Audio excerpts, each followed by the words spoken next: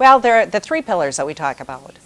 And to bring people together to talk about cultural democracy and what are the roles that people who work for institutions, ethnically diverse institutions, can bring to the table. And it needs to represent all of the folk of color, Asians, Native Americans, you name it. And we need to put out a clarion call for people to come. And we need to talk to each other. And we gathered, Kennedy Center hosted, DC Commission hosted, and we said, we didn't have a name at that point. We said, this needs to be a conversation. What should we call it? And that's when we coined the phrase, open dialogue.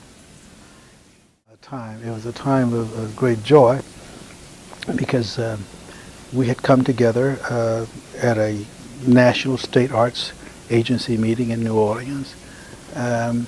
And the topic of that meeting, the first time such a topic had happened since in the nation's history, was cultural diversity in the arts. And we looked around and we said, you know what, we got Native Americans, Latinos, Asian, Pacific Islanders, African Americans. Who is any more American than us? So we need to be the Association of American Cultures. And when we learn to talk to each other and care about each other, then we can invite other people to the table. And that's how it started. So TAAC has been a point of wisdom for me. I'm now at the point where I want to listen. I don't want to talk. I need to open my ears and hear what you have to say, all of us. As we look forward to sustaining the original vision of TAAC, I'm reminded of the importance of cultural equity and also honoring our cultural legacies, for which there are many. I look forward to our continued conversation and our open dialogue, and I thank you all for the work that you do in your own homes. Thank you.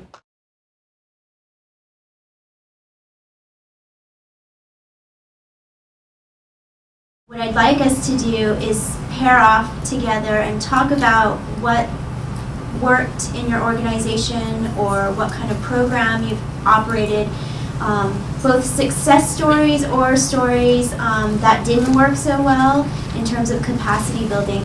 I signed up to attend the Open Dialogue Conference to learn about other initiatives going on to help the exchange of cultures, as well as to learn about other activities going on in the arts world, specifically around culturally relevant or culturally specific organizations. It gives me a sense of kind of the history from those who've been here in this profession for 30 years and those who are brand new, and it helps me figure out how your generation is going to take it to the next level.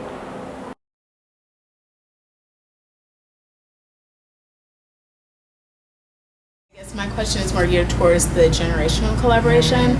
So with each of your organizations, do you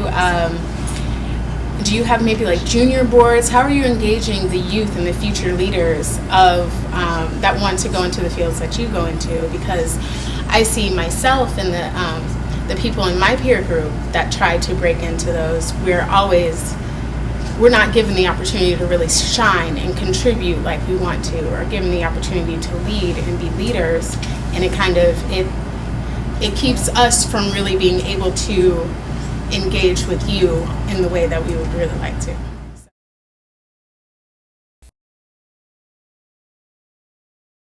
Artists are the voices of our community, and so artists provide a voice, and TAAC is part of that. It provides a voice for our community. So I think TAAC speaking out is critical. So as a voice. The need to gather as a community, and often as a world community. I believe great stories and great art help us to better understand our relationship to each other. The world that I envision is a place where we better understand each other. I believe great stories and great art will help us along that path. I have found that our culture defines us, but our humanity connects us. I think the conference is a platform to launch further discussions. I think after this conference is over, many of us will go back to our communities and continue those conversations and continue those round tables about what we can do to be better, how we can sort of synergize our efforts to create a healthier, more diverse, more wonderful country.